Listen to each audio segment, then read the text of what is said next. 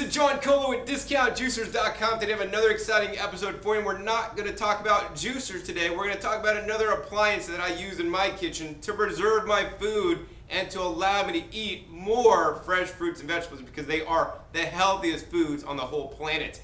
And what they are the Excalibur Dehydrators. The Excalibur Dehydrators is a dehydrator I use in my kitchen to dehydrate my harvest. I'm a gardener. I like to grow a lot of food and I can't possibly eat all the food I grow. So I like to use the dehydrator to dry my food at low temperature to preserve the most amount of nutrition in my food so that I could later consume them. Actually, just yesterday I was eating some kale chips. Kale chips, if you go to buy them in the store, they're like 2 ounces for like $5. I mean, that's a lot of money. So I just take my kale, make a little batter, put it on there, put in the dehydrator, and I have instant kale chips. It's a great way to eat healthier, eat more kale, because most of you guys probably don't. In any case, today's episode is going to be specifically about what's the difference between the Excalibur 3900 and the Excalibur 3926T. And we're going to go over that in this video today. At this time, I recommend if you do want to get the Excalibur, you get the 3000 series. So you want to get the 3500 if you want the 5-tray model. We're not going to talk about that, but the differences between these are the same. The 3526T and the 3926T. The 5 just stands for 5 trays. I personally believe that if you're a gardener into eating fresh fruits and fresh vegetables, the largest dehydrator is going to be the best for you because you can't add space. You can't always run your dehydrator half full provided you have the space for it. Plus the 5 tray is the same footprint or takes the same amount of counter space. The 5 tray is just not as tall.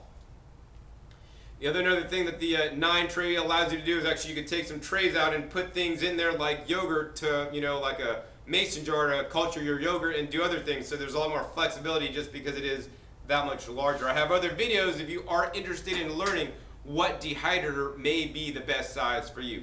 So the reason why I like the Excalibur 3000 series, and both these dehydrators share these common features, they have upgraded parts, so upgraded heating elements, and upgraded thermostat, and it has a full 10-year warranty, so that's a really long time for a dehydrator. Once again, when you buy an Excalibur, you make an investment in your health, and this investment is one that's going to pay off for the next 10 years because it's going to be guaranteed it's going to be working and making dehydrated foods for you to eat so you can include more of those fresh fruits and vegetables that you normally wouldn't already.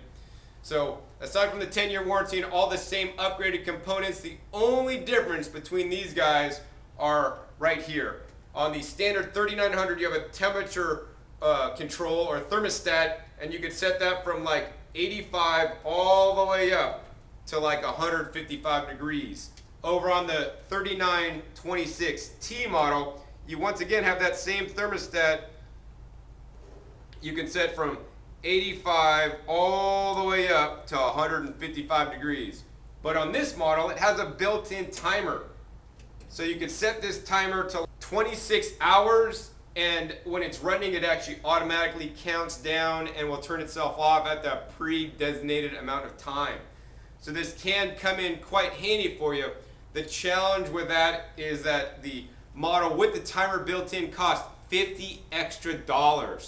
So that's actually a lot of money, and you could easily go down to your local hardware store and buy one of those plug-in appliance timers that you might have your Christmas tree lights on to come on at night, go off in the daytime, or maybe when you're on vacation you have your lights come on at night, your TV come on at night so it looks like you're home.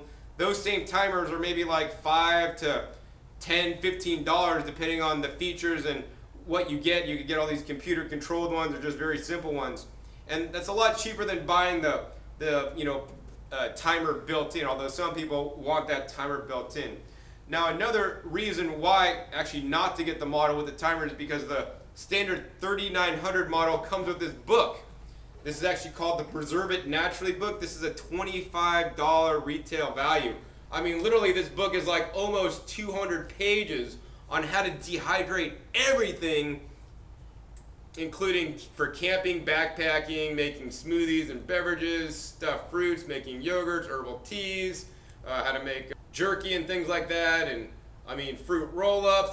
This teaches you everything you want to know about dehydrating food, and it's only included with the 3900 but not 3926T.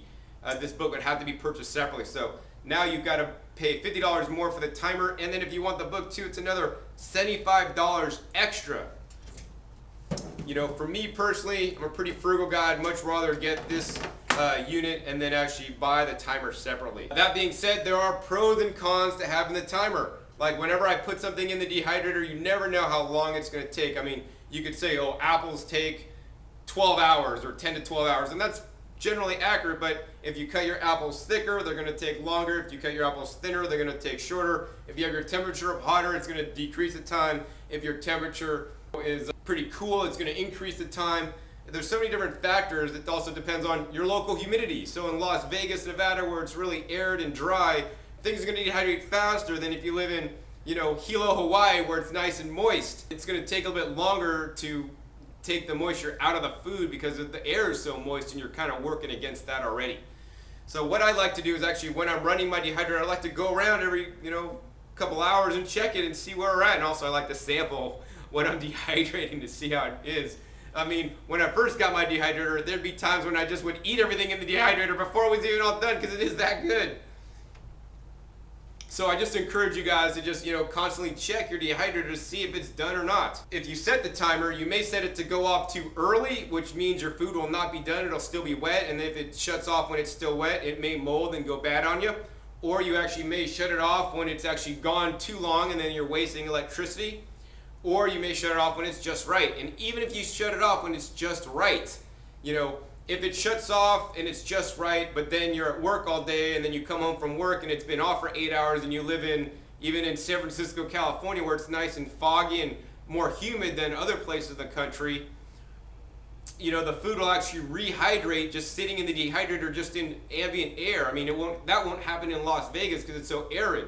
And then your food will pick up more moisture, in which case then it might, you know, also have too much moisture and may tend to go bad faster, especially if you store the moist food. It may mold and rot before, you know, it stores properly for you like you would like.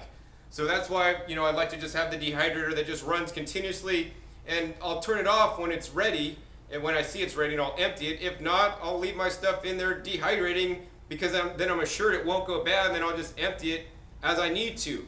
You know, for me personally, I'd rather run the dehydrator a little bit extra longer and have my food be good instead of having it go off early and then, you know, having it go bad because it rehydrates or adds additional moisture.